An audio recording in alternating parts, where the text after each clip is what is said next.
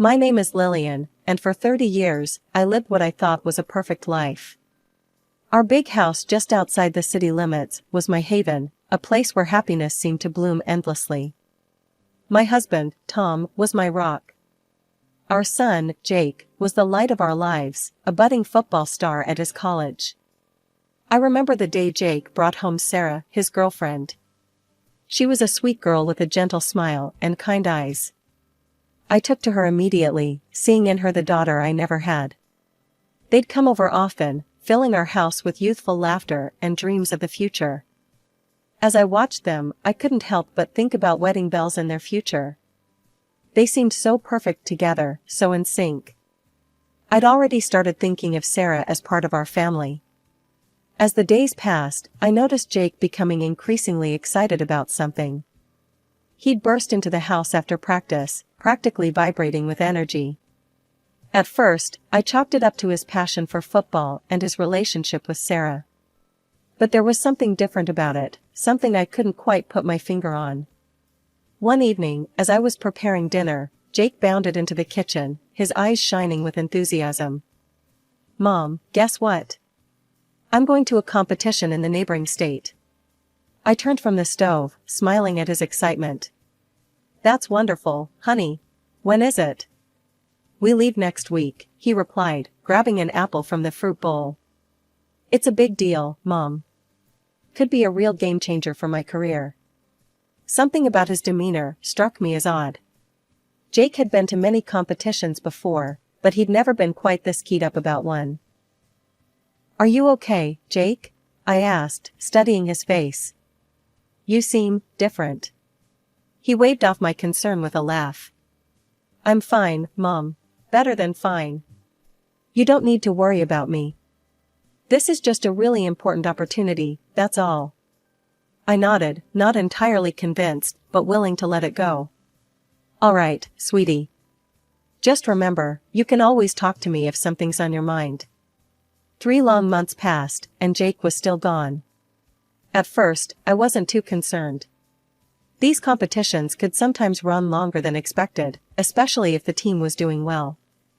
I called him regularly, and each time, he assured me everything was fine. "The competition's just lasting longer than we thought, Mom," he'd say. "Don't worry about me." I believed him. After all, Jake had never lied to me before. Why would he start now? Still, as the weeks dragged on, I couldn't shake the feeling that something wasn't quite right.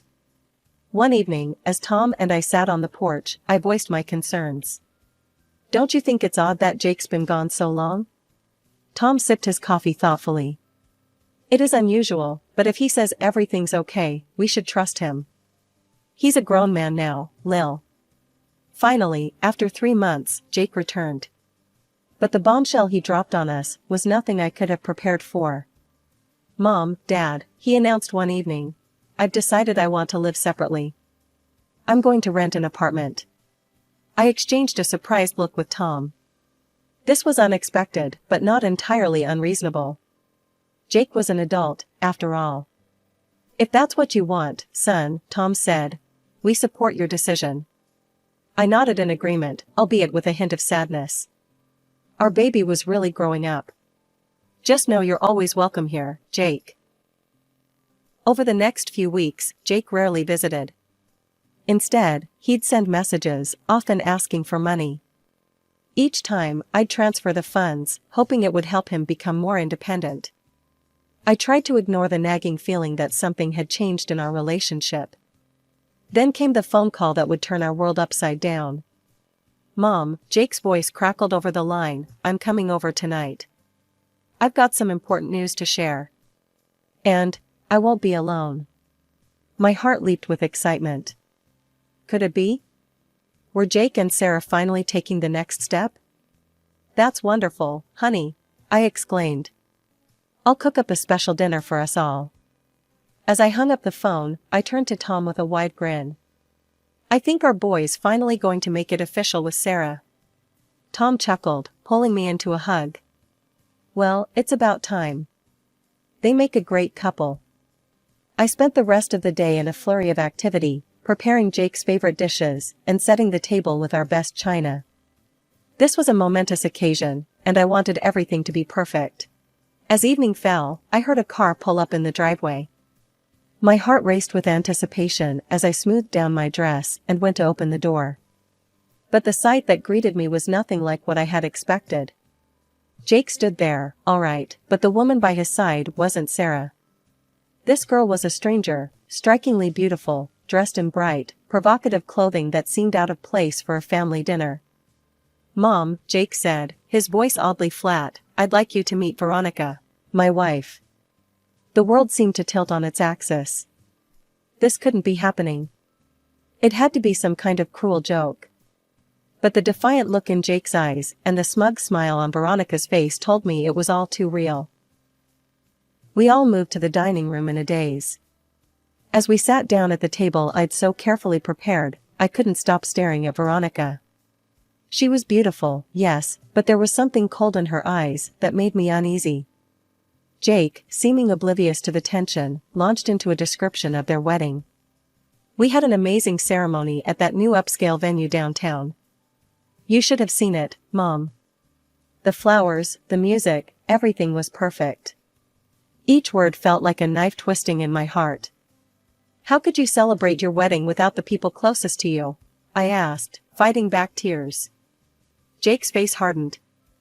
"The closest person to me is my wife," he declared. "I want to make her happy." Veronica raised her head, a smug smile playing on her lips. Jake continued, his voice softening slightly. "Veronica's parents abandoned her years ago. Her grandmother raised her, but she passed away recently. I didn't want Veronica to feel lonely at our wedding, so we decided not to invite any relatives. We celebrated with just our friends." I sat there, trying to process this information. Then a thought struck me. "Jake, what about Sarah? What happened with her?" Jake shifted uncomfortably in his seat. "I left her," he mumbled. She cheated on me." I couldn't believe what I was hearing. Sweet, kind Sarah, cheating? It didn't make any sense. Trying to understand more about this woman who had suddenly become part of our family, I turned to Veronica. "So, Veronica," I began, attempting to keep my voice steady, "where are you from originally?" Veronica's eyes narrowed slightly, but she remained silent. Undeterred, I pressed on. "What do you do for a living? Are you working somewhere at the moment?" Again, Veronica avoided answering, her lips pressed into a thin line. "Perhaps you could tell us a bit about your interests? What do you like to do in your free time?" I tried once more, desperation creeping into my voice. At this, Veronica abruptly stood up. "I'm not obliged to discuss my personal life with outsiders," she announced haughtily. "We're leaving." Without so much as a thank you for the dinner, she strode towards the door. Jake jumped up to follow her, pausing only to ask me to pack some food for them and transfer money for their honeymoon. As the door slammed behind them, Tom and I sat in stunned silence. The next day, still reeling from the previous night's events, I decided to call Jake. I needed answers, needed to understand what was going on. But when the call connected, it wasn't Jake's voice I heard. "Jake's busy right now," Veronica's cold voice came through the speaker. "He can't talk. But you can send money for our honeymoon to his card. We have nothing else to discuss with you." The line went dead. I stood there, phone in hand, shock giving way to a deep, aching sadness. What had happened to my sweet boy? And how had this woman gained such control over him? With a heavy heart, I transferred several $1,000s to Jake's account. It was all I could do, the only way I could still feel connected to my son. Weeks passed, and life settled into an uneasy rhythm. Tom and I tried to come to terms with Jake's sudden marriage, but the silence from our son was deafening. Then, out of the blue, my phone rang. It was Jake. "Mom," he said, his voice brimming with excitement. "I've got amazing news. Veronica's pregnant. We're going to have a baby." My heart leaped. A grandchild. Despite everything, joy surged through me. "Oh, Jake, that's wonderful news. Yeah, it's great, he continued, his tone shifting slightly. But, we need some help. Preparing for a baby is expensive, you know? I transferred a substantial amount to Jake's account, my heart full of hope. Maybe this baby would bring our family back together. A few weeks later, I was tidying up the living room when I heard a car pull up. To my surprise, Jake and Veronica burst through the front door without knocking. Veronica strode past me, her eyes scanning every corner of our home. "This house will do nicely," she declared, her tone matter of fact. "I'm sorry, what?" I stammered, confused. Jake stepped forward, his face set in determination. "Mom, we've decided that we're going to live here. You and Dad need to find somewhere else to stay." I felt as if I'd been slapped. "What are you talking about? This is our home." Veronica turned to me, her eyes cold. "For the proper development of our child, we need freedom and space. This house is perfect." Anger bubbled up inside me. "Absolutely not. This is our home, and you can't just demand we leave." Veronica's eyes narrowed dangerously. "Fine. But you can forget about having any relationship with your son or your future grandchild." Before I could respond, they turned and stormed out, leaving me standing in shock. From that day on, my phone was flooded with messages from Jake. Each one demanded we give them the house, each one more insulting and threatening than the last. I couldn't believe the cruel words coming from my son. What had happened to him? 2 weeks of this torment passed, before Jake showed up at our door again. His face was contorted with rage. "You need to give us this house," he shouted. "Veronica's threatening to divorce me if you don't. Do you want to ruin my marriage?" I tried to reason with him. "Jake, honey, can't you see? She's blackmailing you. This isn't right." His face turned an alarming shade of red.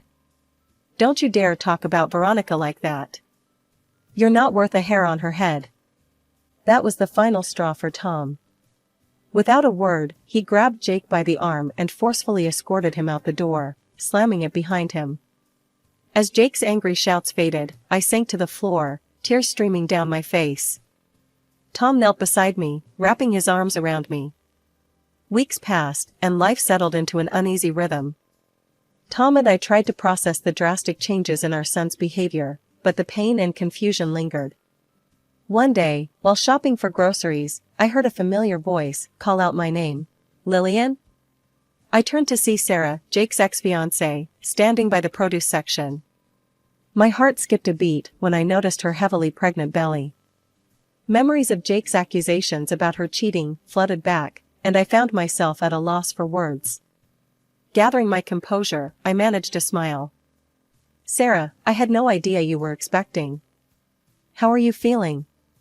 Sarah's eyes welled up with tears. It's not easy," she admitted, her voice barely above a whisper. "Being pregnant and abandoned, it's been tough." Her words hit me like a ton of bricks. Abandoned? That didn't align with Jake's story at all. Sensing there was more to this situation, I gently probed for details.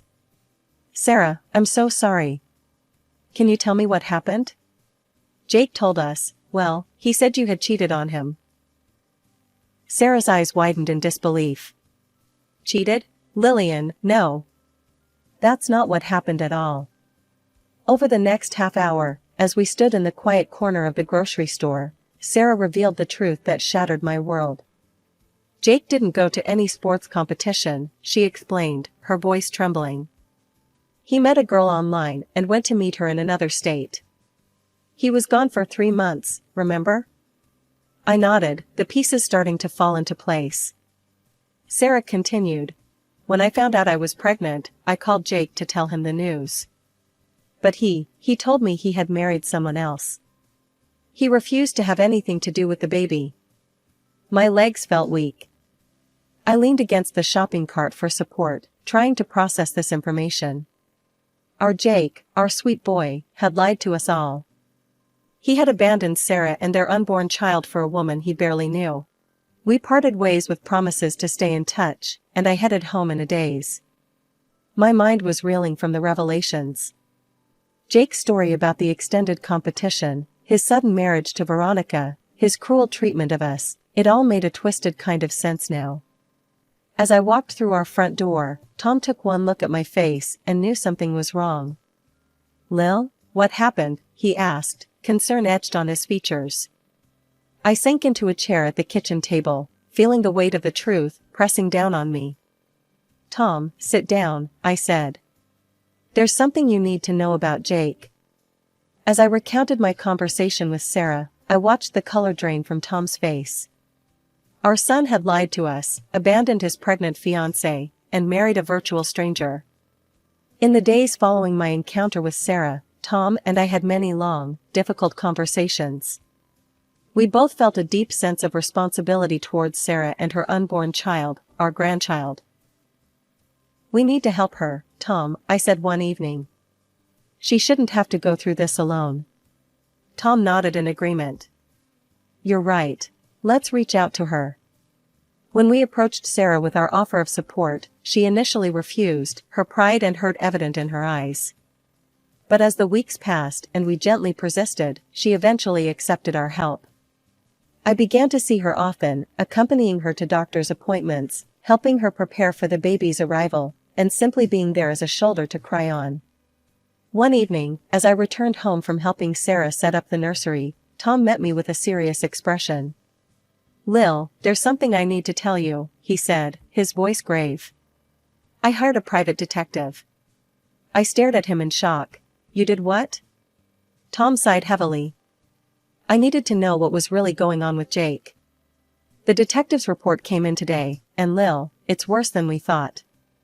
Over the next hour, Tom revealed the detective's findings. Jake had dropped out of college, abandoning his sports career and education to get a job supporting Veronica's extravagant spending habits. The detective had overheard a conversation between Jake and Veronica, where they coldly discussed plans to force us out of our home and claim it for themselves. But the most shocking revelation was about Veronica's past.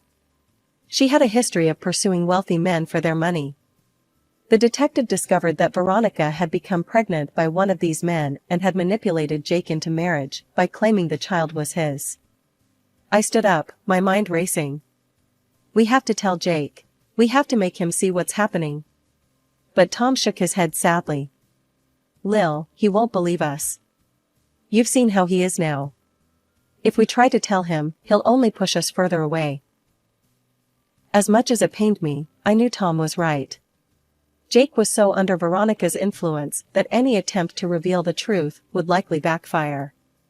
"What do we do, then?" I asked, feeling helpless. Tom took my hand in his.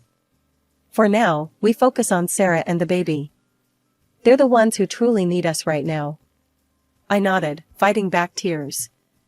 "You're right. Sarah needs us, and that baby, our grandchild, they're innocent in all of this." As we sat there, processing all we had learned, I couldn't help but feel a mix of anger, sadness, and fear for Jake. But I also felt a renewed sense of purpose. We might not be able to help Jake right now, but we could be there for Sarah and her baby. And maybe, just maybe, by showing Jake what real love and support looked like, we could eventually break through to him.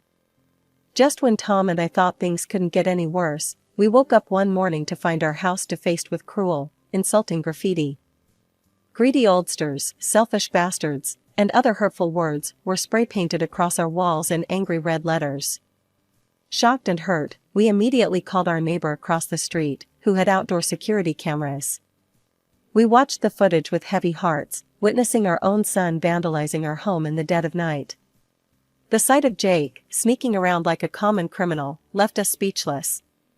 We didn't confront Jake about the graffiti. Instead, we quietly painted over the hateful words and put our house on the market.